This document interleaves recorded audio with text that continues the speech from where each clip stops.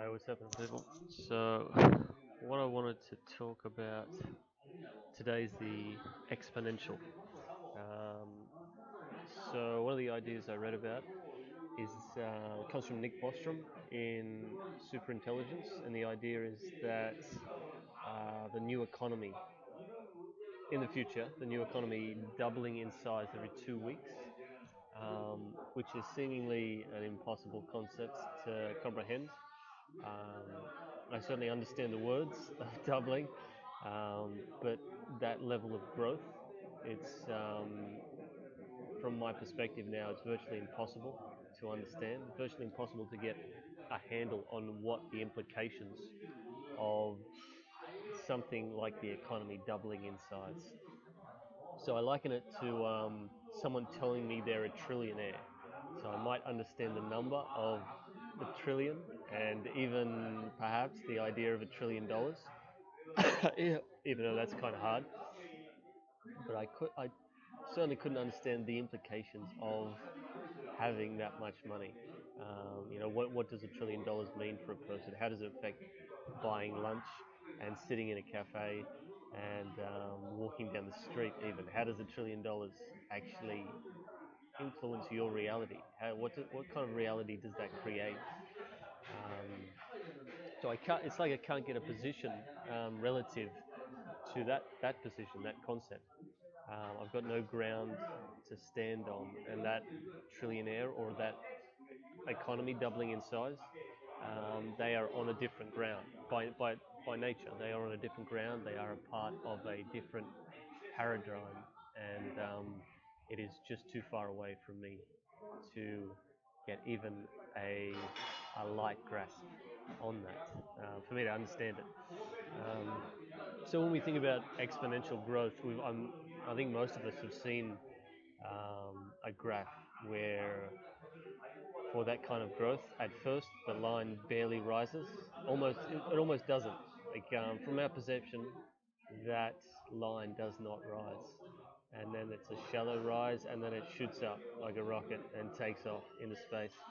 And at least that's what I see when I look at it, and that's from my own perspective. And I think having read about exponential growth a little bit, enough to know that I'm not unique in my perception of that. And it has been said, I think it was Einstein that said, our inability to understand exponential growth is our greatest weakness. Um, and what interests me with this is it certainly is a weakness, but what does it mean, our inability to understand? Where does this come from? Is it a result of our paradigm, simply the conditioning we've received and the education and the kind of software perspective that we've developed individually and socially? Or is it a result of our biology? Are we hardwired with an inability to understand exponential growth? Yeah, so can we, or is it beyond us? So no doubt many things in nature change incomprehensibly fast and incomprehensibly slow. There's a relationship, both of them, to exponential growth. Um, but when we look at them, what we see is what we can use, what has value to us, or perhaps what is dangerous. So what has value, or well, essentially, what is dangerous has value because it's a threat and it's valuable for us to avoid it, to stay away. Um, Everything else is discarded and ignored. That famous experiment of watching a basketball game and the observers are told to keep an eye on, I think, the white team or the blue team or something like that. And and in the video, a guy in an ape suit walks in, and the majority of people do not see that because it is not important to them. It has no value within this framework that's been created of watch how many times the blue team throws the ball, something like that. That's the paradigm. Um, so we perceive through this lens, and the question is, is exponential growth simply a lens that we can remove? So we can change our lenses. Um, I think going back to the economy as an example of exponential growth, at the current rate of change, economic growth is losing all meaning. Just as, I think, to tell a secret, money is losing all meaning, all value, as seen through our current lens. Um, our paradigms in many areas of our life are failing us right now, and we cannot see the territory for the maps we are using, which is a serious thing, especially when it's happening um, in so many areas of our lives. So what is often the response when our maps fail us? What the human response tends to be is to hold on to those maps even tighter. Many of us become very dependent and very protective of the way we see the world. We seek the safety in the familiar and ignore all evidence to the contrary, and in fact get quite angry at any evidence to the contrary. Um, exponential growth becomes something that's very dangerous, and it is something perhaps more than anything else that will undermine our perception of reality, just throw us into chaos. Um,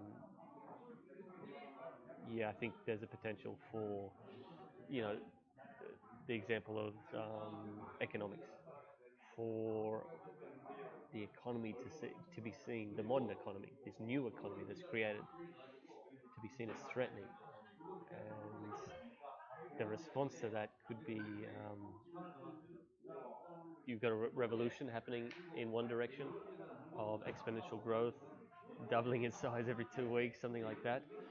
The response may be to go backwards, to have a revolution and to try and return to old ways. And what will often be the case is not to simply keep it as it is now, but to actually go further in the other direction.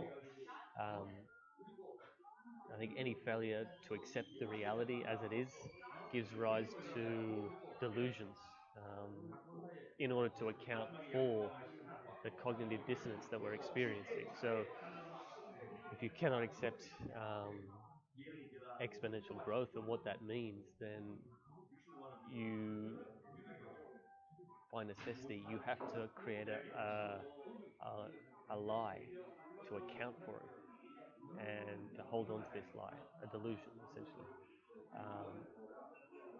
The idea I'm getting at is that either we change and evolve in order to perceive reality differently, accept the changes that are taking place, and then to perceive it differently so as to live in the new reality, the new world, the new economy, new relationships, these kind of things. Or else we hold on to our preconceptions and pretend the world is something it isn't, which is not a good idea.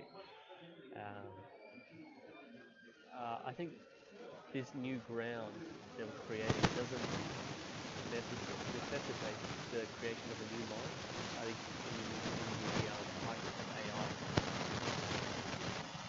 that can often be the case, that in order to understand the new world, that we ourselves must be thrown away, like done away with, that we're not up to it, we're not capable of it, and I'm just not sure that's the case.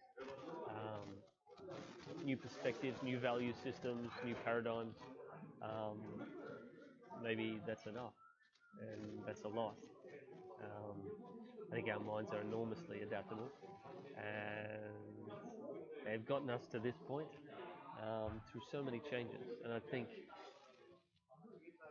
how drastic this change is perhaps, I mean, it feels unique, but perhaps it's not. And I just don't think we should put aside, the practical of changing our minds and changing our perspectives, changing our value systems, changing the way we interact. forgetting about that and going for the romantic and exciting ideas of artificial minds and interfacing with machines and that kind of thing. Um, to conclude, I think in many ways, it's tough to say, but in many ways, I almost feel like I need to be a trillionaire or something close to it in order to understand what it is. There needs to be some kind of experience, some kind of experience that will give me the information I need to understand the concepts and the reality of that world, to experience it in the body rather than just logically, and to deal with the cause and effect and make decisions from that position within that world. I think that's the knowledge we're after. Felt knowledge and live it. And I wonder how can we experience exponential growth in a way that's chaotic, not so far removed from our current position. I'll leave you with that. I'll see you next time. All right.